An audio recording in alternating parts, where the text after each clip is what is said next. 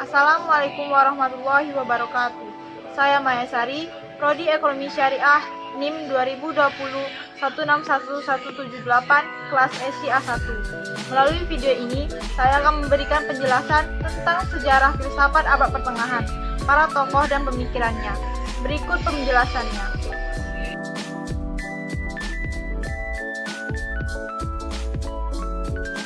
Filsafat abad pertengahan adalah proses sejarah yang membentang dari jatuhnya kekaisaran Romawi Barat pada abad ke-5 Masehi hingga periode Renaissance pada abad ke-16. Filsafat abad pertengahan dipahami sebagai sebuah proyek penyelidikan filosofis yang independen yang dimulai di Baghdad pada pertengahan abad ke-8 dan di Prancis pada masa pemerintahan Charlemagne pada kuartal akhir abad ke-8.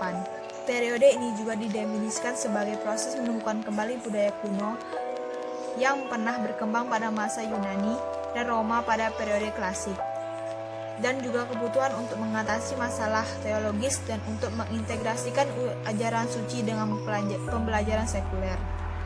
Sejarah filsafat abad pertengahan dibagi menjadi dua zaman atau periode, yaitu periode patristik dan skolastik. Periode patristik berasal dari kata Latin pater atau bapak, yang artinya pemimpin gereja. Para pemimpin gereja ini dipilih dari golongan ahli fikir. Dari golongan ahli fikir inilah menimbulkan sikap yang beragam pemikirannya. Ada yang menolak dan ada yang menerima filsafat Yunani. Berikut beberapa tokoh dan pemikirannya pada periode patristik. 1. Justinus Martyr. Menurut Justinus Martyr, agama Kristen bukan agama baru. Kristen lebih tua daripada filsafat Yunani. Filsafat Yunani itu mengambil dari kitab Yahudi. Pandangan ini didasarkan bahwa Kristus adalah Logos. Bagi yang menolak, alasannya karena beranggapan bahwa sudah mempunyai sumber kebenaran yaitu firman Tuhan, dan tidak dibenarkan apabila mencari sumber kebenaran lain seperti filsafat Yunani. Yang kedua yaitu Clemens, tahun 150 sampai 215 Masehi. Pemikirannya yaitu memberikan batasan terhadap ajaran Kristen untuk mempertahankan diri dari otoritas filsafat Yunani. Bagi orang Kristen, filsafat dapat digunakan untuk membela iman Kristen dan memikirkan secara mendalam. Yang ketiga, Tertullianus. Tertullianus menggunakan analogi pikiran manusia. Ketika seseorang berpikir, tentu tidak lepas dari kata-kata, dan pada saat itu berusaha mengerti, ia menggunakan akalnya. Maka ketika ia berbicara pada dirinya sendiri, maka kata-katalah yang diucapkan kepada pikirannya. Dengan demikian, kata-kata itu menjadi pribadi kedua. Pemikiran ini menjadi dasar bagi Tertullianus untuk meyakini bahwa sejak sebelum dunia diciptakan, firman itu telah ada bersama dengan Tuhan. Ia menjadi kedua di sisi Tuhan. Menurut Agustinus, manusia tidak bisa memiliki pengetahuan dari dirinya sendiri, melainkan harus disinari dan dicahayai oleh Tuhan. Agustinus juga berpendapat bahwa penciptaan adalah suatu creatio ex nihilo. Penciptaan keluar pada yang tidak ada. Dasar penciptaan ini adalah akal dan hikmah Tuhan.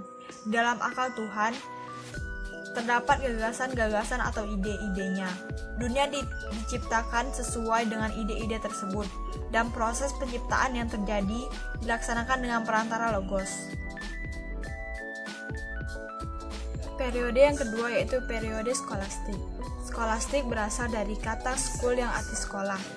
Artinya aliran atau berkaitan dengan sekolah. Terdapat beberapa pengertian dari corak khas periode skolastik. Yang pertama, filsafat mempunyai corak semata-mata tentang ajaran agama.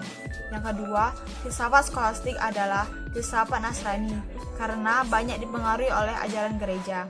Yang ketiga, filsafat yang dapat memecahkan persoalan mengenai berpikir kejasmanian, kerohanian, baik dan buruk.